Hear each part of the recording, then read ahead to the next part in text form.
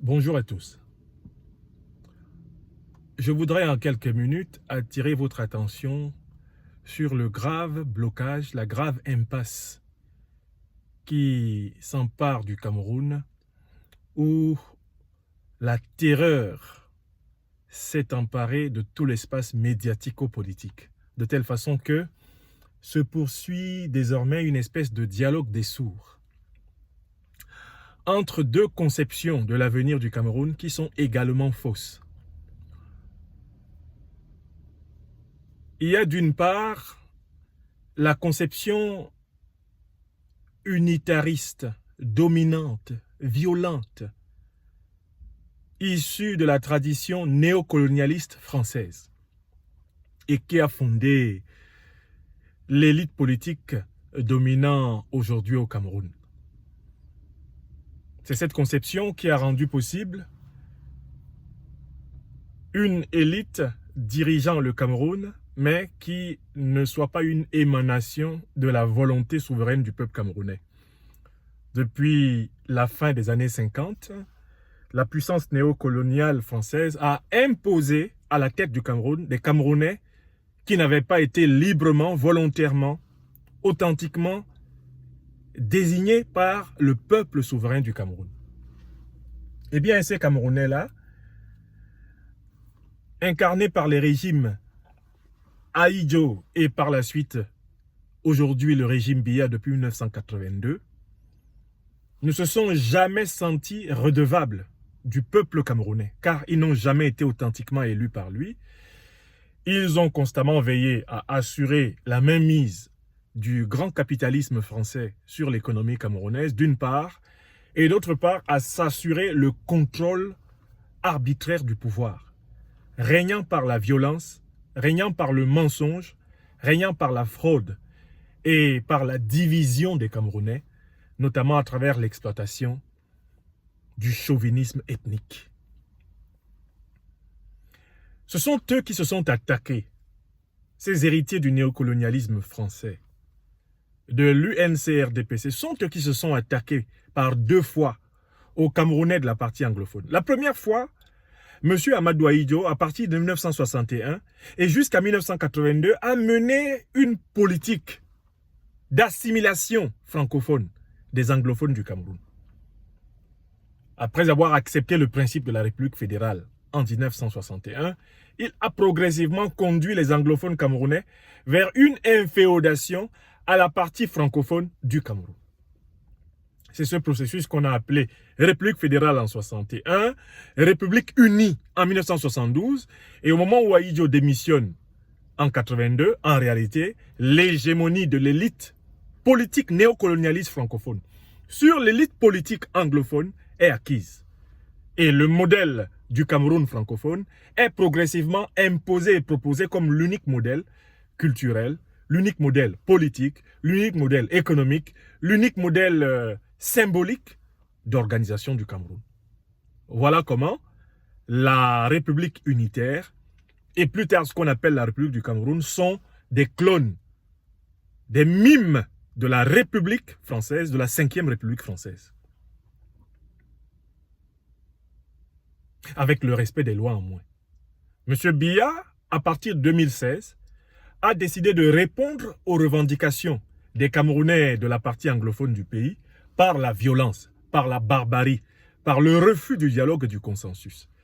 Et aujourd'hui, le régime de M. Biya est enlisé dans une guerre de répression qu'il est manifestement incapable de gagner parce que la cause des résistants anglophones est amplement populaire au sein de cette partie du Cameroun.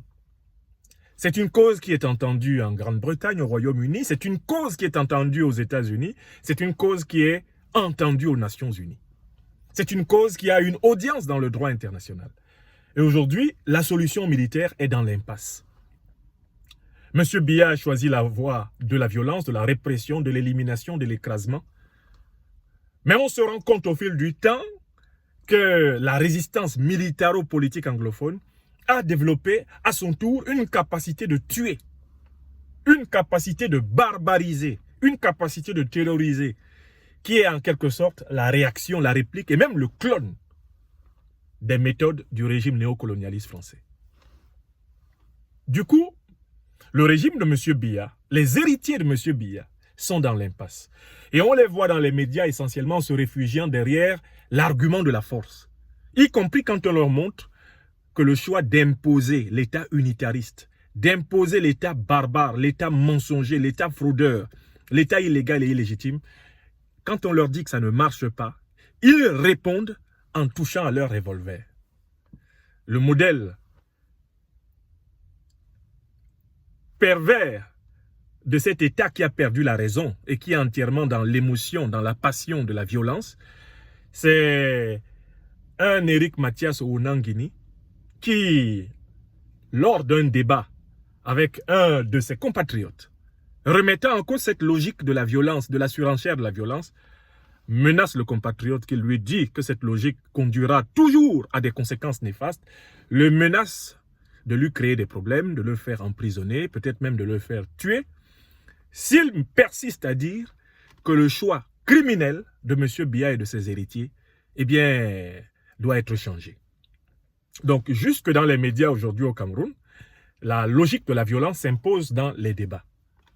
Ce qui prouve que le régime a perdu sa capacité à justifier, à légitimer, à habiller d'une robe de rationalité sa position. De l'autre côté, il y a une deuxième voie qui est une impasse. L'unitarisme, la haute criminalité, la barbarie du régime UNCRDPC a atteint ses limites. Mais de l'autre côté, la logique sécessionniste, considérée comme l'unique et seule, exclusive solution à la crise anglophone par le mouvement ambazonien, aboutit à une absurdité comparable. Car en réalité, cette logique sécessionniste, elle rame à contre-courant de deux phénomènes. Premièrement, la mixité sociologique du peuple camerounais, des populations du Cameroun qui ont vécu avant le fait colonial français, avant le fait colonial anglais, avant même le fait colonial allemand, qui ont vécu depuis très longtemps ensemble, qui sont des populations africaines et des populations liées par la culture, liées par la spiritualité, liées par l'histoire. On ne peut pas dire qu'aujourd'hui le sécessionnisme puisse s'enraciner dans une tradition, dans une compréhension de l'Africain qui tienne compte de la réelle connexité, de la réelle relation, corrélation, eh bien, des communautés culturelles historiques de ce continent, et notamment de notre pays natal, le Cameroun. Deuxième obstacle, le processus qui a conduit à la création de la première République fédérale du Cameroun, celle de 1961.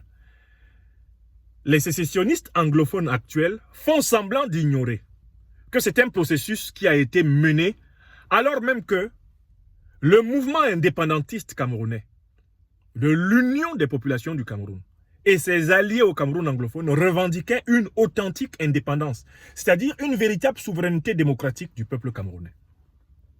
Lorsque cette revendication était menée, l'élite anglophone qui a construit la République fédérale avec l'élite néocolonialiste française s'est rangée du côté de la domination au détriment des peuples des deux Cameroun qui, quant à eux, étaient véritablement sensibles à la véritable logique de l'autodétermination. Je veux dire que les Ndele, les John Gufuncha, les Tandem Mouna, l'élite anglophone a pactisé avec l'aile réactionnaire, criminelle, néocolonialiste de l'élite francophone pour gérer le Cameroun.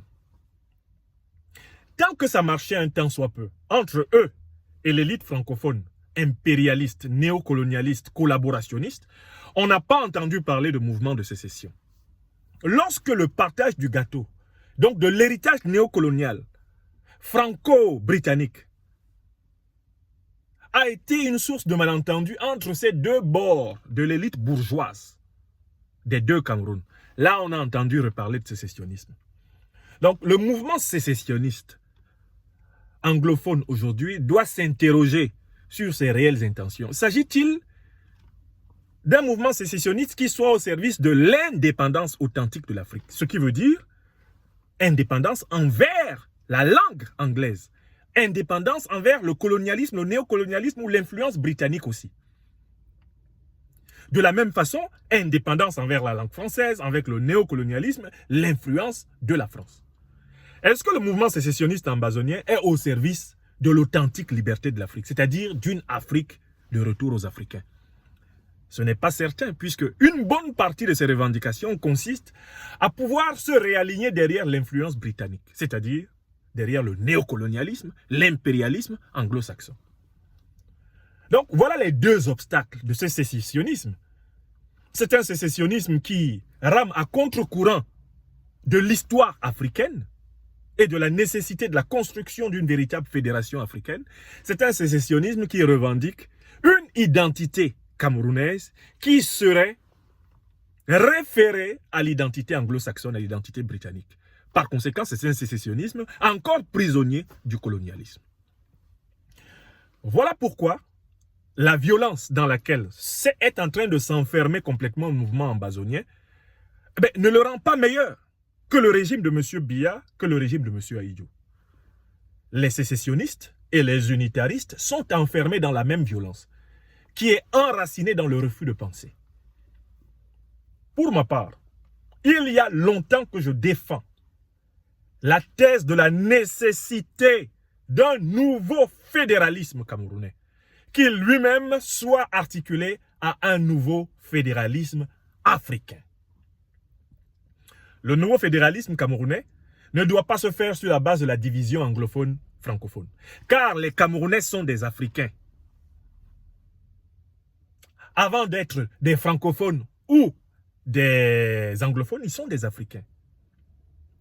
Avant d'être des Africains, ils sont des hommes. Et à ce titre, ils ont la responsabilité d'assumer leur histoire. Comment faire vivre ensemble tous les peuples de cette mosaïque africaine qu'est le Cameroun? Le Cameroun doit être une république fédérale exemplaire. Je suis pour un fédéralisme non pas à 2 États, mais à 5, à 7, à 9 ou à 11 États. Avec un État-district central qui se construirait autour de la région de Ngaoundéré, entre Ngaoundéré et Nanga et Boko. Avec une capitale fédérale du style Abuja, construite par la volonté de tous les Camerounais, de toutes les régions. Je suis donc pour la construction de cette république fédérale dans laquelle on mettra fin à l'hypercentralisation, au jacobinisme, à l'unitarisme aveugle, qui a incarné la tradition néocolonialiste issue de la domination française. Et de l'autre côté, on mettra également un terme à la prétention que l'avenir de l'Afrique soit dans la ressemblance avec, je ne sais, la Grande-Bretagne, le Royaume-Uni, les États-Unis, ou en tout cas le monde anglo-saxon. Il faut créer un espace dans lequel, bien que toutes les influences de l'histoire soient légitimes, finalement, quand on décide de les adopter, il y ait une reprise par le peuple africain du Cameroun, par les peuples africains du Cameroun, d'un véritable projet d'un État de droit, d'une démocratie inspirée de nos traditions multimillénaires en ce qu'elles ont d'universel. Nous avons les intellectuels pour cela, les sociologues, les économistes, les juristes qu'il faut pour cela. Nous avons les linguistes qu'il faut pour cela. Nous avons la matière grise nécessaire pour repenser le Cameroun à l'intérieur du projet des États-Unis d'Afrique noire, qui est, comme vous le savez, la condition suprême pour la respectabilité de l'homme africain partout sur la terre. Voilà pourquoi je voudrais ici réitérer mon opposition au régime d'agression, de barbarie de Yaoundé, qui a provoqué la crise anglophone au Cameroun. Je voudrais aussi réitérer mon opposition au sécessionnisme anglophone. Autant je comprends que le peuple anglophone soit en légitime défense, le peuple camerounais en général soit en légitime défense contre le régime de Yaoundé, autant je condamne l'idée qu'on devrait diviser le Cameroun pour avoir la paix au Cameroun. Car aucune division tout au long de l'histoire du XXe siècle africain n'a garanti la paix. Le Sud-Soudan et le Nord-Soudan se sont divisés. La paix n'est pas de retour. L'Éthiopie et l'Érythrée se sont divisés. la paix n'est pas de retour. Je ne connais pas de sécession dans le 20e ou 21e siècle en cours, en Afrique, qui ait apporté la paix. Par contre, nous avons des exemples, l'Union européenne, la Fédération américaine. Nous avons des exemples, la République populaire de Chine, la Fédération brésilienne. Nous avons des exemples, justement, qui plaident en faveur de la construction de puissance. La construction d'une puissance africaine. Et cette puissance africaine, qui sera une puissance fédérale, fonctionnera d'autant mieux que nous aurons déjà à l'intérieur même de nos républiques le modèle fédéral mis en place pour éviter la concentration, l'hyperconcentration présidentialiste des pouvoirs entre les mains d'un seul, d'un clan, je ne sais, d'une ethnie, d'un parti ou quoi que ce soit. Il nous faut créer un fédéralisme africain original à l'intérieur de nos États-nations pour nous préparer d'autant mieux, en effet, à la création des États-Unis d'Afrique noire. Je suis donc opposé à l'agression du régime de Yaoundé contre le peuple du Cameroun anglophone, qui se bat en légitime défense, mais je suis opposé aussi à ce que cette légitime défense signifie sécessionnisme. Il n'y a de solution ni dans l'unitarisme de Yaoundé, ni dans le sécessionnisme ambazonien. Asseyons-nous au Cameroun et discutons de la construction d'une république fédérale qui pourrait être un modèle positif même pour toute l'Afrique. Car cette république fédérale pourrait être le premier test grandeur nature de la construction des États-Unis d'Afrique noire. Nous avons d'autres républiques fédérales autour de nous. La Fédération sud-africaine, la Fédération nigériane peuvent nous inspirer.